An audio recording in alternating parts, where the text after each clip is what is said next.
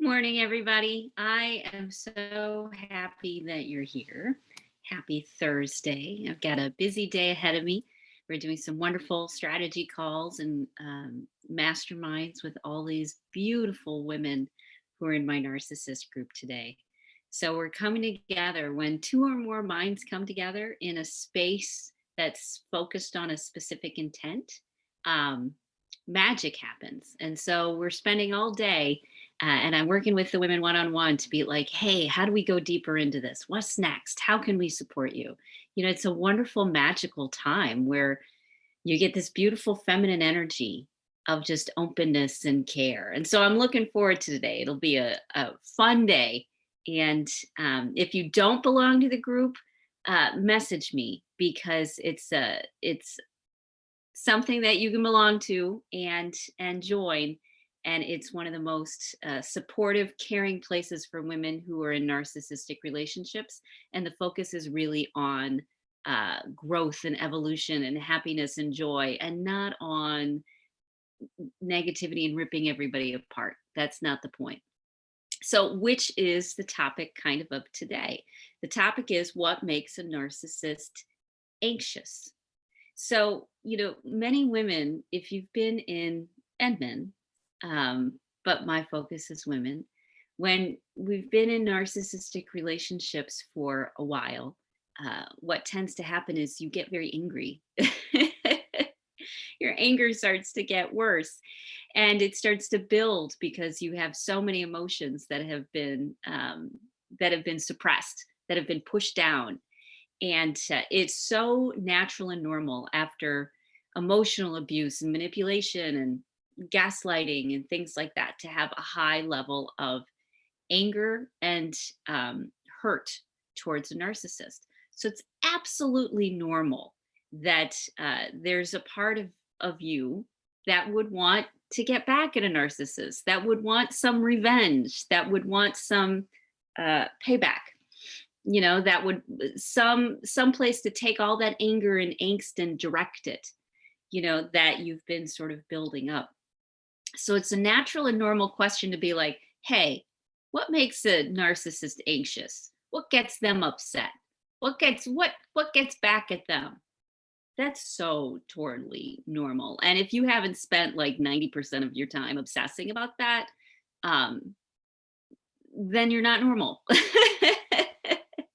Because if you're dealing with that level of abuse, your mind's going to be constantly like, how do I protect myself? How do I get myself back into balance? And one of it is the fairness game, the how do I right the scales? How do I balance the scales? And how do I make a narcissist as anxious as I am, walking on eggshells and freaked out? I want them to be anxious. I want them to respect me. I want them to, treat me with dignity. What will push their buttons? So let me kind of give you a secret. Most narcissists, unless they're the Asperger's sort, if your narcissist is an Asperger's, then you really do need to learn a different set of skills because their wiring is very different. They don't have the ability to empathize very well. Now, narcissists, on the other hand, they do have the ability to empathize. It's just hard and it's a lot of work and it's not worth their time. And they end up kind of getting stuck. So, what makes a narcissist anxious? Everything. And the reason why you don't have to feel like you need some sort of karmic lesson is because narcissists get overwhelmed, get anxious, get upset, get knocked off balance by virtually everything. Because of their trauma or because of their mental health condition or whatever it may be, narcissists are constantly on edge. Inside, even if outside they look confident and strong and capable and functional and, and romantic and amazing and wonderful, they're only able to keep that image up for so long because they're struggling with so many internal issues, whether it's low self-esteem, whether it's low self-respect, whether it's low energy, whether it's the fact that they're in overwhelm almost all the time. So narcissists actually have typically a high anxiety problem, and they walk around without letting too many people know it. So, when we want to balance the scales, and it's perfectly normal and natural that you want to, the way you realize what you realize is that the scales are already being balanced. It's already unfolding the way that that part of you wants it to. You're like, how do I make them anxious? Oh, they're anxious all the time. Oh, they're constantly, typically, unless, as I said, they're Asperger's, there's there's something inside of them that's always on edge. There's something inside of them that's ready to snap, ready to manipulate and control.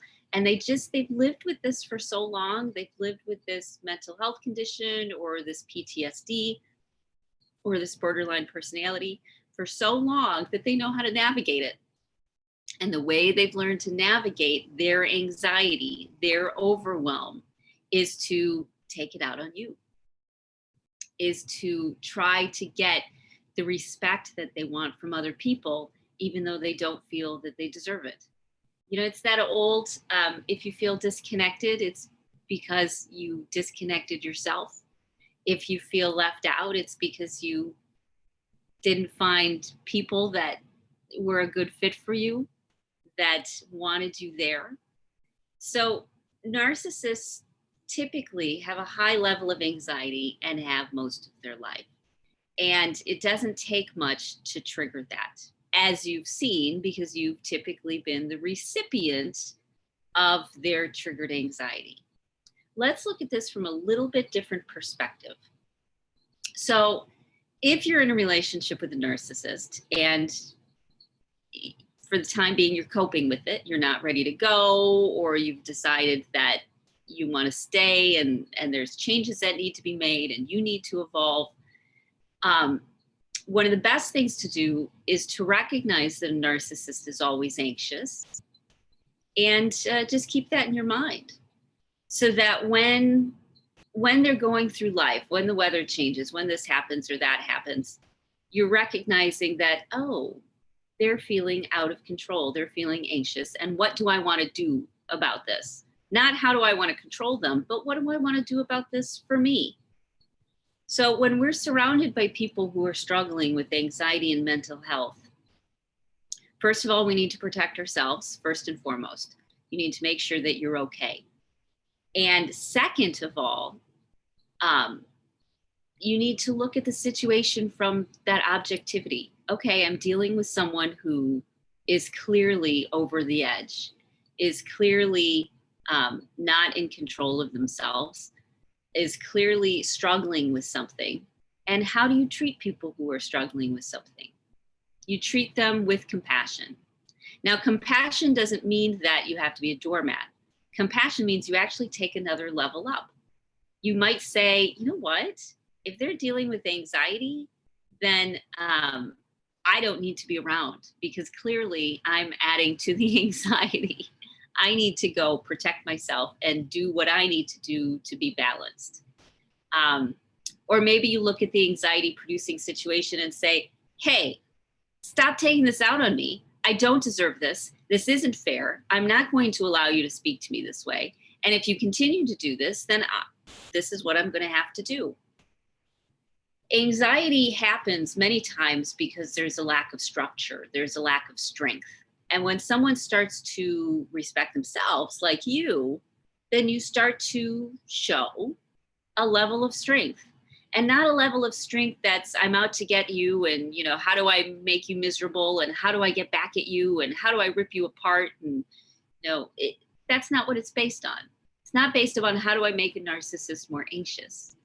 It's based on, this narcissist is struggling. How do I want to handle it? What do I want to do about it? Because adding to their anxiety is going to only make them worse. But having a strong boundary about how you want to be respected, how you want to treat yourself, how you want to show up in the world, that gives people a sense of structure. You remember the old kind of piece of wisdom that says when a child is going through struggles, the best thing is to maintain routine? It's because routine gives structure, and structure gives a sense of safety. So many times a narcissist feels out of control inside of themselves, which is why they have to manipulate and control you. It's the only way that they feel like they can get some sense of security. Or you cannot be controlled. You can create lines, you can create self respect. And counterintuitively, when you start doing that, it helps a narcissist not feel so anxious. And when they don't feel so anxious, they're not going to take it out on you.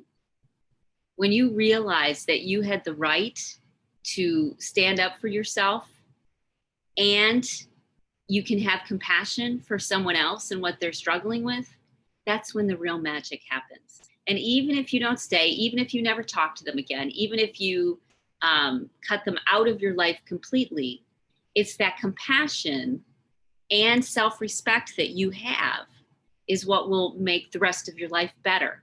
Because most people are dealing with the level of anxiety. And one of the best ways to help manage anxiety is to come up against someone who knows who they are, who knows what they believe in, who will protect themselves, who doesn't give everything away to someone else. That makes them safe. Someone with boundaries is safe.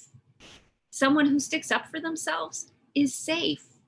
And many times a narcissist is so riddled with anxiety and hurt and anger and memories and off balance, and which is why they behave in such toxic ways. That's usually where they are. And when you draw that line, like going gray rock or black rock or no rock or whatever rock you want to go, when you do that, it gives them a sense of structure, gives them a sense of peace. And even if at the beginning there's great rage and anxiety and awfulness and gaslighting, at the end, it shows that you're a safe person. And if they're ready to evolve and grow, they're going to respect that and they're going to evolve and grow. And if they're not ready to evolve and grow, then they'll go away because they're not ready yet. And it's time for you to find someone who respects you as much as you respect yourself. So what makes a narcissist anxious? Most everything. They've lived most of their life underneath that cloud of anxiety. How can you get revenge on a narcissist? Oh my God, their life internally is crazy land. It's not easy for anybody, whether it's them or whether it's somebody else. It's not. So you don't have to get any sort of payback because karma absolutely has done that for you. Your job is to respect and love yourself first and foremost. And when you do that, then you sit and watch how your relationships around you change.